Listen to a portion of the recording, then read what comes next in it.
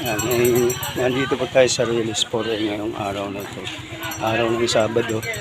Nagbibigay uli ng tubig din eh. Pero may mga puno na. Bandang ano to, talagang pinakagitna na ito. Ngayon ang nagbibigay ng tubig na ito ni Mayor Ejam at ni Kapitan Paloy. Kaya wala pong pinipili ito. Pag nagbigay ng tubig, serbisyo po ito lahat. Tubig po para sa lahat. Wala na pong tanong din kung kanino galing, kung kaninong politiko. Hindi po ganun ang administrasyon ni Mayor Ejam. Kaya po kung sino nangangailangan, lalo na sa panahon ngayon tag-init at itong problema ng prime water ay nadagdagan pa dahil sa sobrang tag-init ngayon, tagtuyo na nga. Ngayon nasa part ng gitna na kami talaga nitong 4A kasi itong 4A na to napakahaba nito. So ang haba ho nila hanggang doon sa may ang pagitan nito doon sa may science park na yan at isang Ponte Verde.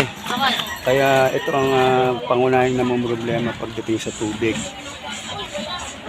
Lalo na ngayon tag-init.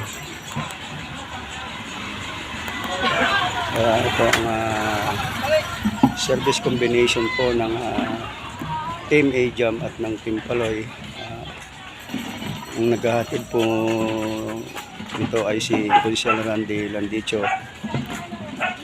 Magkakasama ko kami ngayon din sa Release 4A.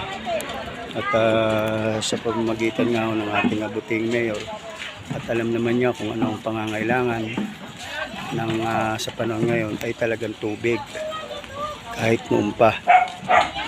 Ito ho, para maibsan muna yung mga pangangailangan lalo na ngayon at tag-init. Yan po ang kabilin-bilin ng ating buting mayor at yung Malasigan na unahin yung mga area ang nangangailangan kagaya nitong Release 4A. Pero wala pong pili, hindi na kailangan tanungin kung saan siya, kung saan ang kanyang kung sino ang iboboto at ano, wala pong ganun din. Ang serbisyo po ni Mayor Ejam ay para sa lahat po. Di na po kailangan magtanong. Basta't may dumating ang tubig din, pinadala niya. Lahat po ay pwede po namang umigib. Ang serbisyo po niya ay para sa lahat. Hindi po para sa kung kanino laang. Ayan po. Yun din po ang ating sinabi din eh.